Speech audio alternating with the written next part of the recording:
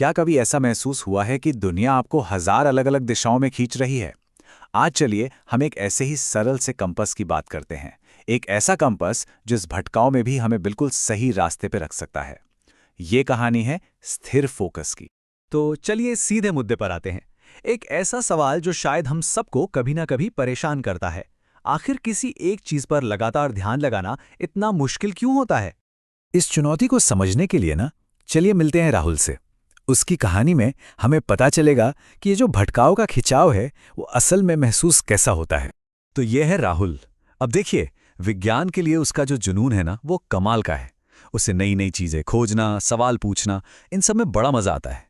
लेकिन एक दिक्कत है, जैसे ही शाम होती है, पता नहीं कहाँ उसका सारा जोश और समय गायब हो जाता है।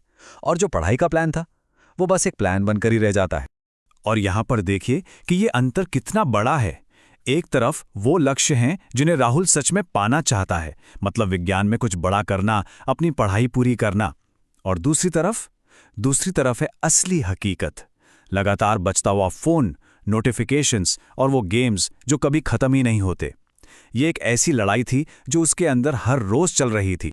और फिर एक रात अपनी खाली नोटबुक को घूरते हुए उसके मन में बस यही सवाल आया। ये हताशा का वो पल है जिसे शायद हम सब कहीं ना कहीं पहचानते हैं, है ना? जब हम जो करना चाहते हैं और जो हम असल में कर रहे होते हैं, उसके बीच एक बहुत बड़ी खाई बन जाती है। और बस यहीं से कहानी में एक दिलचस्प मोड़ आता है। एक ऐसी जगह जहां एक बहुत ही साधारण सी चीज बदलाव का एक बहुत शक्तिशाली जरिया बन जाती है। तो हुआ ये कि राहुल को फोन पर स्क्रॉल करते हुए देखकर उसके पिता ने उसे डांटा नहीं, बिल्कुल नहीं, बल्कि उन्होंने बहुत शांति से एक छोटा सा कंपास उठाया और उसकी मेज पर रख दिया। और उन्होंने बस इतना कहा, बात सुनने में बहुत सरल थी लेकिन बहुत गहरी थी, कि कंपास की असली ताकत उसकी रफ्तार में नहीं बल्कि उसकी जिद में है, एक ही दिशा में टिके रहने की जिद में। तो इस कहानी में ये जो कंपास है ना, वो सिर्फ एक डिवाइस नहीं है, ये एक प्रतीक है, एक सिंबल है, एक ही स्थिर दिशा के प्रति कमिटमेंट का। यह हमें याद दिलाता है कि कभी-कभी लगातार एक ही दिशा में चलते रहना बहुत तेज दौड़ने से कहीं ज्यादा जरूरी हो सकता है। अच्छा, तो एक आइडिया तो मिल गया, लेकिन असली सवाल तो ये है कि इसे अपनी जिंदगी में उतारा कैसे जाए, है ना?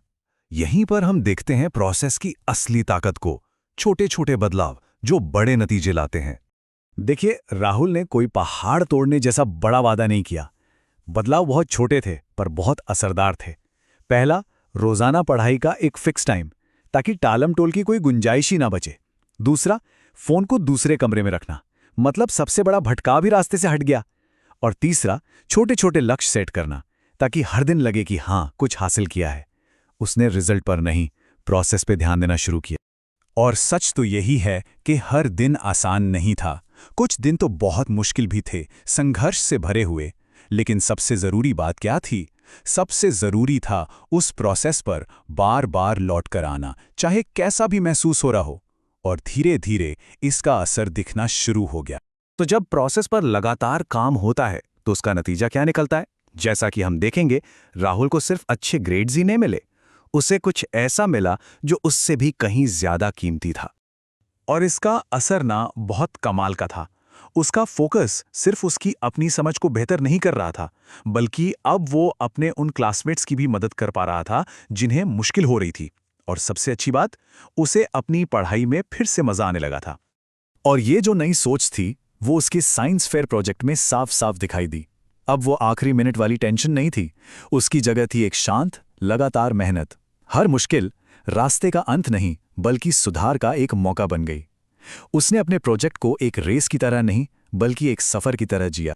और नतीजा, पहला पुरस्कार। ये उसकी मेहनत का एक शानदार सबूत था। लेकिन जानते हैं, राहुल के लिए इससे भी बड़ी एक और जीत थी। और मेरे हिसाब से यही इस कहानी का असली सबक है। असली इनाम वो ट्रॉफी नहीं थी, नहीं, असली जीत थी वो कॉन्फिडेंस जो उसे हर दिन छोटे छोटे कदम उठाकर मिला था। वो अब ये बात जानता था कि वो किसी भी चुनौती का सामना कर सकता है। तो आखिर में इस पूरी कहानी का निचोड़ क्या है? राहुल को अपनी वो सही दिशा आखिर मिली कैसे? ये एक बहुत ही सिंबॉलिक मोमेंट था। उस शाम राहुल ने अपनी ट्रॉफी को अपनी शेल्फ पर उस कंपास के ठीक बगल में रख दिया, ट्रॉफी उसकी बाहरी दुनिया की कामयाबी थी और कंपास वो अंदरूनी ताकत थी जिसने उसे वहां तक पहुंचाया था। और दोनों एक साथ मिलकर पूरी कहानी कह रहे थे।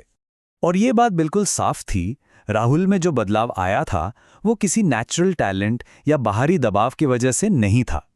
बदलाव का असली कारण था स्थिर फोकस और धैर्य के साथ लगातार लगे रहना।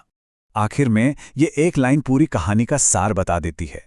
उसने साधारण दिनों में भी अपनी नज़र लक्ष्य पर बनाए रखी और उसी स्थिर फोकस ने उसे आगे का रास्ता दिखाया। सफलता किसी एक बड़े दिन की छलांग नहीं है, बल्कि वो साधारण दिनों में लगातार अपने लक्ष्य पर नज़र बनाए रखने का नतीजा है।